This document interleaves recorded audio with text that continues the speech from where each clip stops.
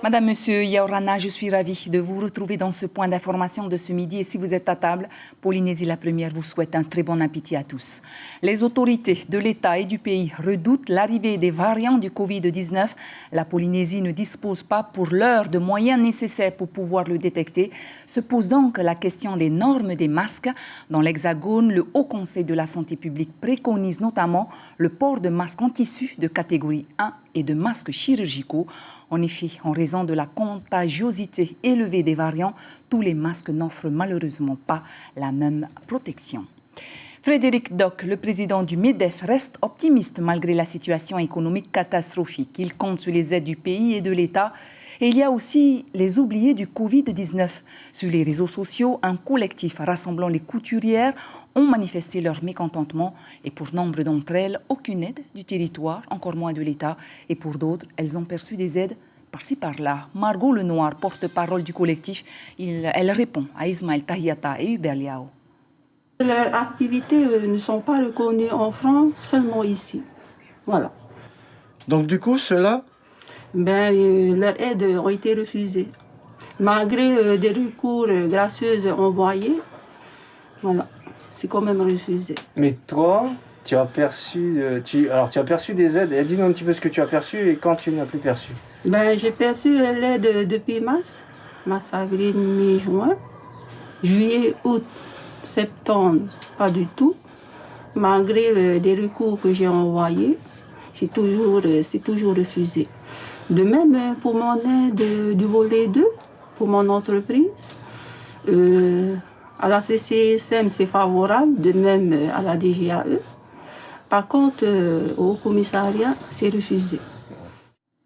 Oui, c'était Pois Lenoir et non Margot Lenoir. Michel Monvoisin, le directeur général d'Air Tahiti Nui, a réagi ce matin. Il était l'invité café d'Ibrahim Amenadzi. Il est revenu sur le durcissement des conditions d'entrée aux États-Unis et donc sur le rôle de chacun au départ de Tahiti. On écoute cet extrait. Les compagnies aériennes ont toute une liste de vérifications qu'elles doivent faire. Habituellement, on avait l'ESTA et d'autres. Bon, maintenant, il va falloir vérifier ce que vous venez de citer. Alors, effectivement, on a réagi de cette façon, mais bon, hier, j'ai eu une réunion au ministère de la Santé avec les équipes de la Santé, du tourisme et également l'Institut Malardé. Donc, faut souligner, même Malardé est très réactif sur le sujet. Donc, c'est l'Institut qui devrait très rapidement mettre en place une solution de test à l'aéroport. On doit se revoir d'ailleurs avant, mais bon, je salue leur réactivité, parce que j'aime autant que ce soit eux qui le fassent. C'est quand même pas le travail d'une compagnie aérienne d'aller mettre une organisation en place pour aller tester les gens. Ça relève plus des autorités sanitaires et nous, ça nous va très bien comme ça. Le démocrate Joe Biden est officiellement investi. Il est le 46e président des États-Unis. Un jour nouveau se lève sur l'Amérique. Ce sont ses propres mots dans son discours. Il a appelé tous les Américains à l'unité. Une investiture que vous avez pu suivre sur votre chaîne Polynésie la Première ce matin. Nous vous proposons ces quelques avis récoltés par Caroline Fari et Heidi Enko. Pour l'instant, je vois que c'est un homme bien, qu'il fait les choses parfaitement bien. Peut-être qu'après, au fil du temps... À l'époque de Trump, tu trouvais que c'était bien? Non, pas du tout, parce que, à ce qui paraît, avec tout ce qu'on dit, tout ce qu'on voit sur les réseaux sociaux,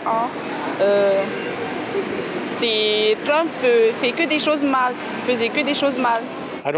Je ne pense pas que ce soit une bonne chose pour mon pays. Car je pense que notre économie s'en portera moins bien. Je pense que Joe Biden est vraiment pro-Chine. La Chine qui est très agressive et qui ambitionne d'être la première puissance économique mondiale. Et le seul moyen d'y arriver, c'est de descendre les États-Unis et je pense que Joe Biden les aidera. Je pense c'est mieux avec Biden parce que là c'est un nouveau président et je crois qu'il peut gérer les affaires américaines. Voilà. Trump non. Hein? Et Trump non? Ah Trump non, il est vigueur là. Non, parce que là il est en train de chercher la main en Amérique. C'est pas bon. Ils sont une dizaine de jeunes surfeurs en Pôle Espoir France à Tahiti depuis quelques jours. Des jeunes des régions de France, bien sûr, et des Outre-mer. Aylan Vast, la petite sœur de Kaoli Vast, fait partie de cette petite délégation.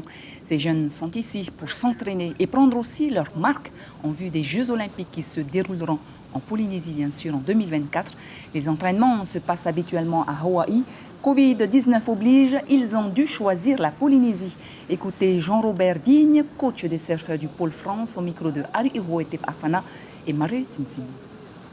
On est parti sur 15-20 minutes d'échauffement. Après, je siffle un coup, ils sortent de l'eau et on part sur une série de 20 minutes avec le meilleur turn. Ça veut dire qu'ils peuvent saccager des vagues, mais tant qu'ils ont un gros turn dans la vague, on va comptabiliser juste celui qui fera le meilleur turn. Puis derrière ça, on va faire une série de 20 minutes avec la meilleure combo. Et si tout se passe bien, on finira par une série qui fera, entre guillemets, une bonne simulation de série de hit en QS où on peut très bien faire un score sur une vague à une manœuvre et ensuite sortir avec une bonne combo derrière. Donc c'est un peu trouver des situations qu'on pourrait retrouver en compétition réelle, mais sans leur imposer directement les deux vagues, les prios, tout ça. Et au fur et à mesure qu'on va se rapprocher des compètes, hop, on va se recentrer sur ce qui est demandé purement et durement en compète, avec les 25 minutes, la pause du DICRA, les 5 minutes avant, etc. Retrouvez votre journal ce soir à 19h qui vous sera présenté par Chiquitate et Vadarouzès. Tout de suite, votre VA.